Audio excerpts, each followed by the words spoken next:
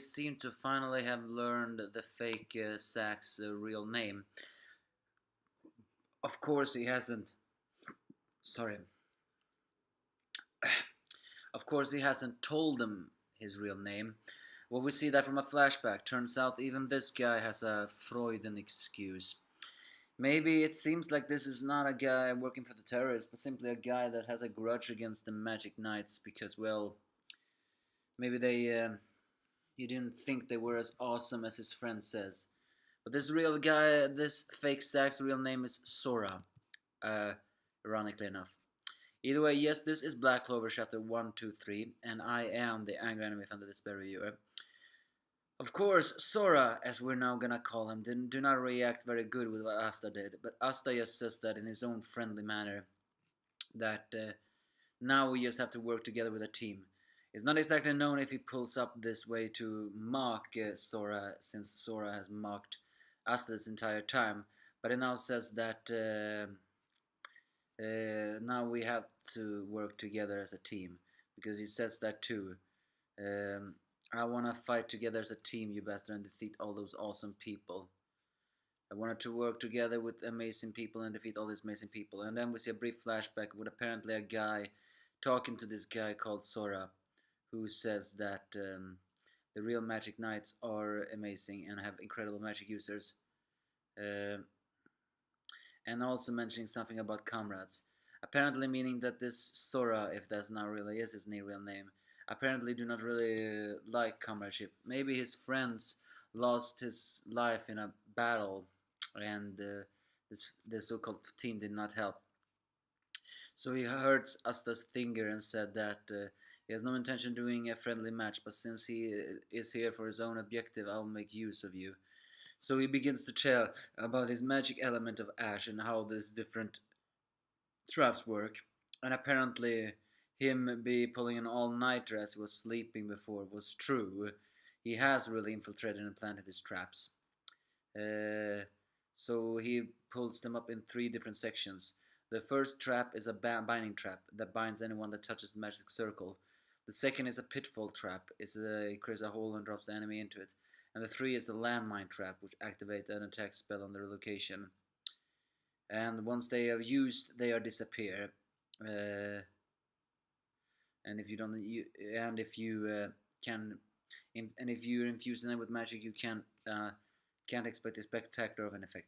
Of course, Kirsch do not take the fact that his Sakura magic was blown away so good very well, especially when it came from a filthy commoner.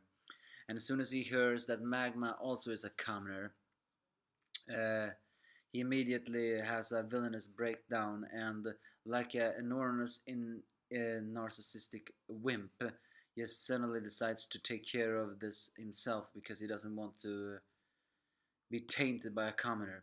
I mean, we all know royalty look down on commoners, but this guy's looking down on commoners almost seems a little bit too extreme.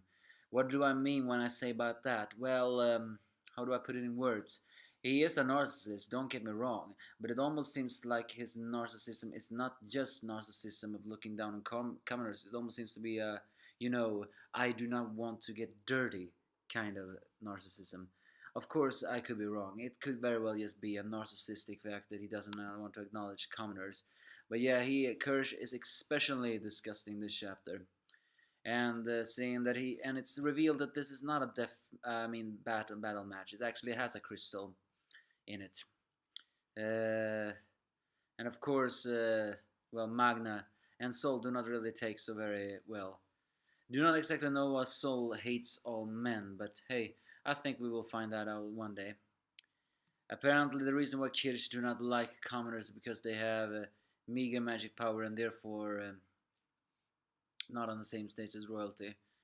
Eventually, he sees Aster and tries to attack, but Aster tries his best to cut through the magic, but of course, it doesn't exactly work. So eventually, he enters a cave where it seems to be a trap. So Kirsch just summons his beautiful clone's me and activates the trap. But as soon as Kirsch lands on the ground to finish off what Asta, as he calls him, a filthy commoner, and to rest in pieces, he actually falls in another trap. a trap that wasn't using magic. Apparently, according to Sora, this was a low spec old regular trap that we put out sweat into creating. Basically, he just fell into a trap that was not magic, but basically is built by own strength alone. That is actually quite a karmatic trap for someone as narcissistic as him.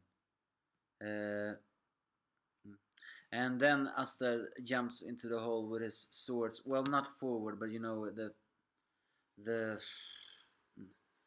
I was in a blank slate, but that was the wrong word.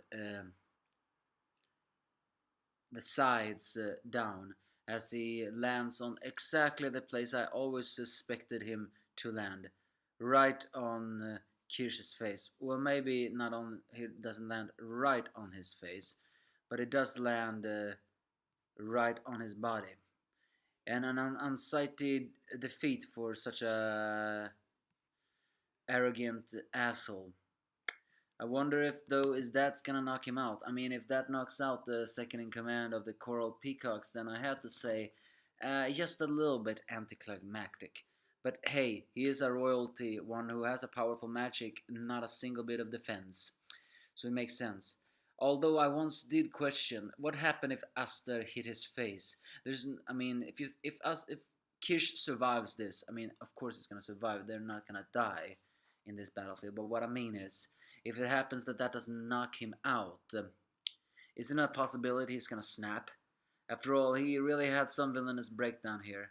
All in all, this was Kirsch's most disgusting narcissistic side, so seeing his defeat was, satisfying. Of course, it could have been played a little bit better. More on the mysterious fake sack that we now seem to be known as Sora.